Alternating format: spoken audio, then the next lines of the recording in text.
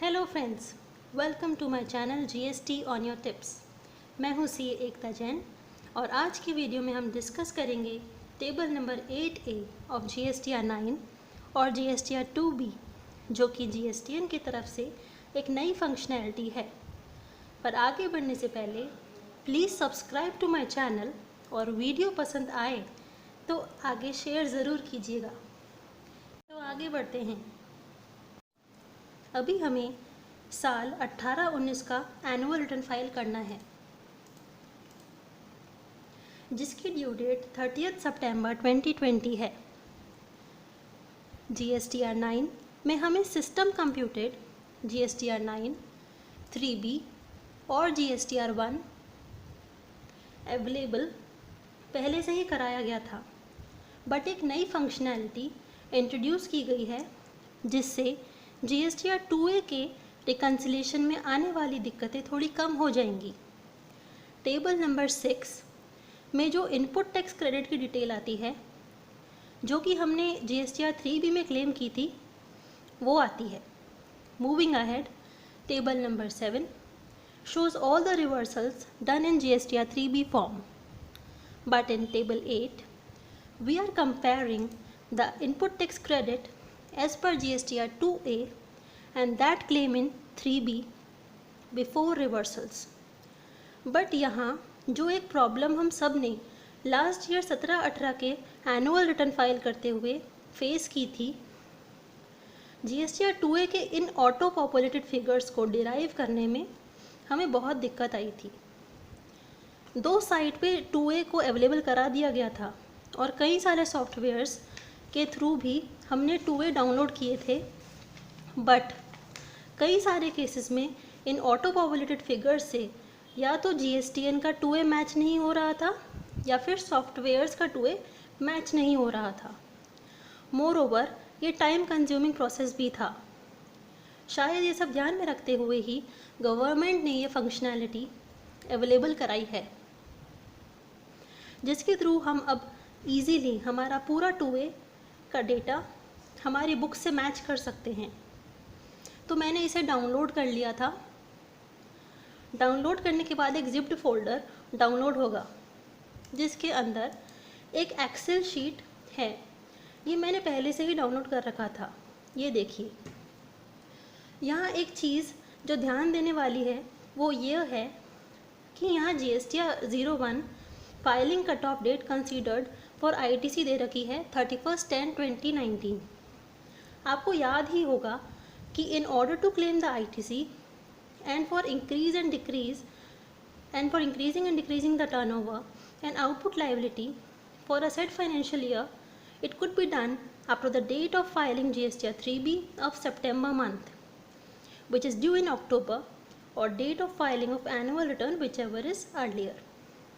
Thus, September का 3B हमने file 20 अक्टूबर 2019 तक करा होगा और अमेंडेड R1 फाइल करा होगा 31/10/2019 तक। इस पेज पे डिटेल्ड इंस्ट्रक्शंस आर गिवन। तो आगे का पेज देखते हैं। In first sheet it is B2B। अगर आपने किसी रजिस्टर्ड पर्सन से कुछ भी परचेजेस किया है तो सारी डिटेल इनवॉइस वाइज यहाँ शो कर रही है।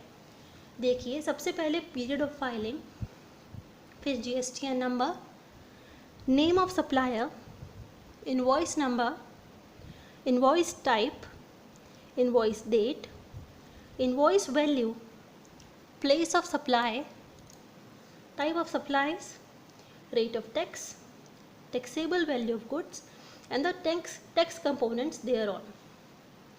साथ में वो डेट भी शो हो रही है जिस डेट को आपके सप्लायर ने GSTR 1 फाइल किया होगा। साथ ही दो कॉलम और हैं, ITC available and reasons for non accounting. In column Q ये क्लियरली मेंशन्ड है कि आईटीसी हमें अवेलेबल है या नहीं है। इस डीलर के केस में ऐसी कोई आईटीसी नहीं है जो कि अनअवेलेबल हो। Thus, now this data can be easily reconciled with ITC claimed in GSTR 3B and in books of accounts. For example, in this case, my IGST credit as per 2A is equal to that claimed in books and in 3B, but CGST and SGST में 554.04 rupees का difference है। ये ITC probably हमने मार्च 2019 के बाद GST या 3B में claim की होगी। दस यहाँ डिफरेंस में 554.04 अपीयर हो रहा है। हम इस डिफरेंशियल फिगर पे नेसेसरी एक्शन ले सकते हैं। Moving forward in this excel sheet entries of credit note and debit note entered by supplier, जो कि मेरे सप्लायर ने दिखाए होंगे, उसकी भी डिटेल अवेलेबल है। ये एक डीलर है जहाँ ये सारे सिनेरियोज कवर हो रहे हैं।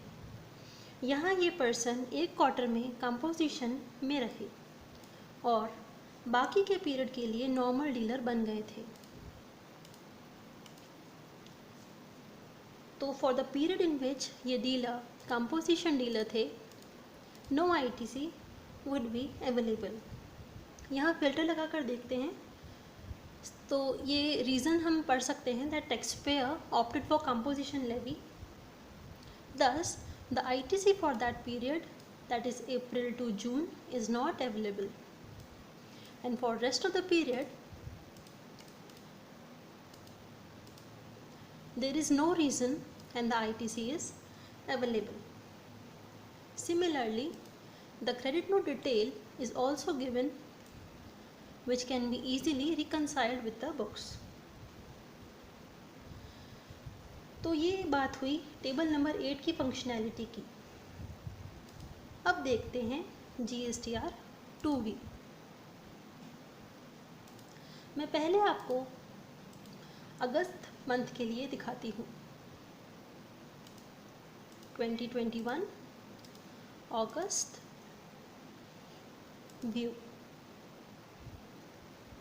व्यू पे क्लिक करते ही यहाँ पे एक मैसेज पॉप हो रहा है which reads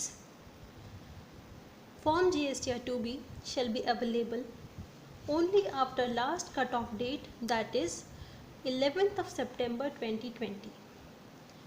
यहाँ पे व्यू एडवाइजरी पे क्लिक करेंगे, इसे डाउनलोड करेंगे। मैंने इसे पहले से डाउनलोड कर रखा है। And it says in point number 2 कि ये एक ऑटो ड्राफ्टेड ITC स्टेटमेंट है जो कि GSTR 1, 2 एंड 6 के डेटा को लेकर बनाया गया है। पॉइंट नंबर 3 सेज कि अगर जुलाई 2020 का 2B हमें व्यू करना है तो वो रिटर्न 12th of August 2020 तक साइट पे अवेलेबल हो जाएगा। उससे पहले हम उसे व्यू नहीं कर सकेंगे। Going back to the site, जुलाई का 2B ओपन करते हैं क्योंकि अगस्त का 2B हमें 12th of September 2020 तक ही व्यू हो पाएगा।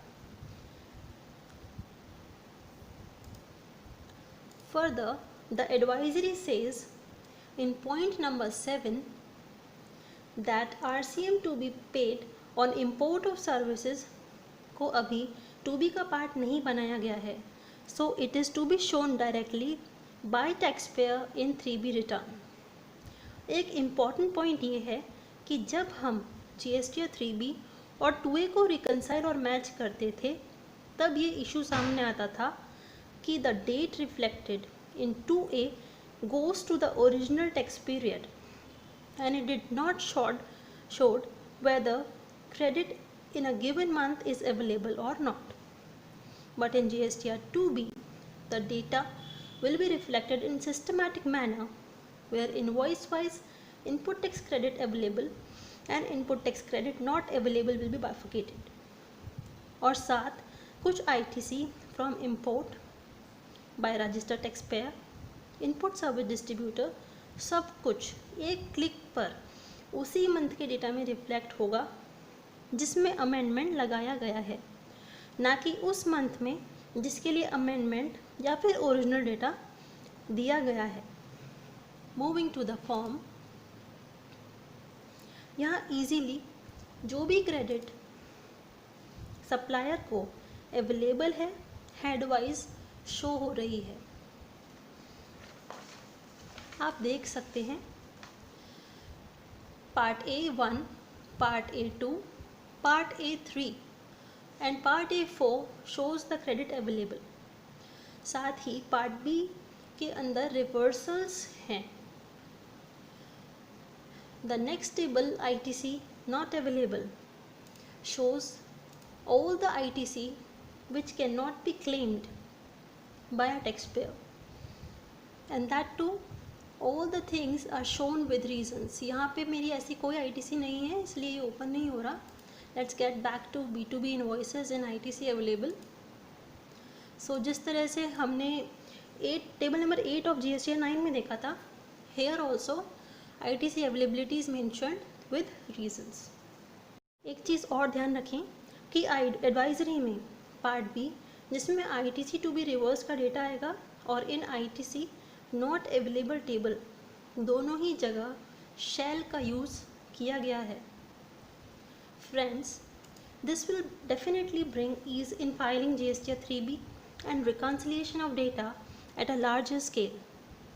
सो आज की वीडियो में इतना ही। आई होप कि ये वीडियो आपको पसंद आया होगा।